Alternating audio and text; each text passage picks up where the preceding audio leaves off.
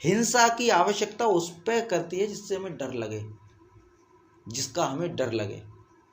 और जिससे हमें हिंसा का डर नहीं लगता उसको हम मारते नहीं हैं। जैसे कोई खूंखार जानवर आ जाए तो हम क्या चाहेंगे, क्योंकि हमें उससे डर लग रहा है इसलिए हम चाहेंगे कि उसको मार डालो, क्योंकि भय है, वहां पर भय है। और जहां भय समाप्त होगा वहां फिर अहिंसा जन्म लेगी।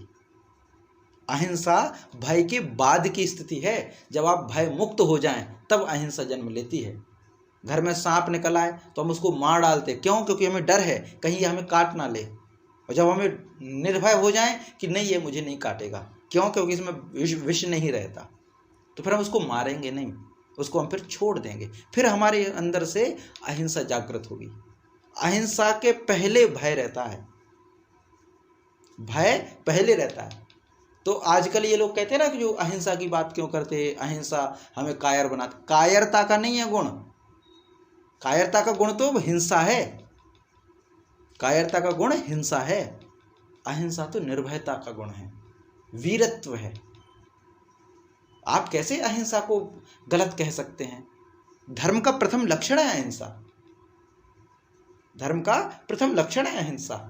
योग के मार्ग पर चलने का पहला रास्ता है अहिंसा। यम के अंतर्गत आता है। यम जो होता है, यम नियम आसन प्राणायाम प्रत्याहार धारणा ध्यान समाधि, तो यम में है सबसे पहले अहिंसा सत्य अस्तेय ब्रह्मचर्य परिग्रह। तो अहिंसा सबसे पहले। आप कैसे उसको डिफाइन कर सकते हैं कि ये गलत है? और हम तय करेंगे कि ये अहिंसा नहीं होनी चाहिए। भय मुक्त जो व्यक्ति होगा वही अहिंसक होगा। भय मुक्त, जिसको भय बना रहेगा वो हमेशा हिंसक प्रवृत्ति बना रहेगा।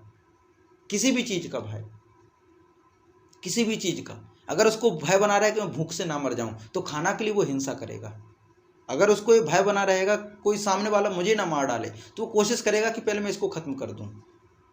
जब उसको ये पता चल जाए कि कोई मुझे मार ही नहीं सकता, भाई साधु संत है वो अपना अमरत्व देखते थे ना, अपनी अमरता देखते थे। वो कहते थे कि मैं अमर हूं, मुझे कोई मार ही नहीं सकता।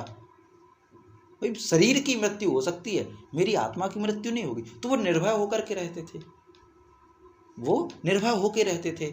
नारद मुनि थे, नारद मुनि थे, जब निकले थे जंगल में तो रत्नाकर डाकू मिला था, पर वह निर्भय थे, उन्हें कोई डर नहीं था। उन्हें ये डर नहीं था कि ये रत्नाकर मुझे मार डालेगा, इसीलिए उन्होंने उसके प्रति कोई हिंसा नहीं की। उनके मन में इतने शांत भाव थे, वो उसको समझा रहे थे रत्नाकर को। और बाद में उन्होंने वाल्मीकि दे दिया उसी अहिंसा से। अगर वो विरोध करते, तलवार लेके पहुंच जाते परशुराम जैसे फरसा लेके, तो क्या एक व्यक्ति का परिवर्तन होना संभव था?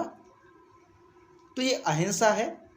हमारे मन में कोई विचार गलत है, या हमारी तैयारी उतनी नहीं है, या हमारी क्षमता उतनी नहीं है कि हम इतने दूर तक सोच पाते हैं, हम नहीं सोच पा रहे हैं, तो किसी भाव को लेकर के गलत नहीं कहना चाहिए। बहुत सारे यूट्यूब पे वीडियोस देखने को मिल जाते हैं, अहिंसा कायरता सिखाती है। गलत है। अगर कायरता सिखाती तो महावीर स्वामी ने क्यों अहिंसा का पथ अपनाया? महात्मा बुद्ध ने क्यों अहिंसा का पथ अपनाया? क्यों मनुस्मृति में पहले अहिंसा को माना गया है? क्यों महर्षि पतंजलि ने सबसे पहले यम के अंतर्गत अहिंसा को माना है? तो ये अहिंसा है। गांधी जी का नाम लेकर के आप अहिंसा पर गाली देंगे, अहिंसा का कुछ भी कहेंगे, किसी एक व्यक्ति के कारण आप अहिंसा को कुछ कहेंगे, तो ये गलत है।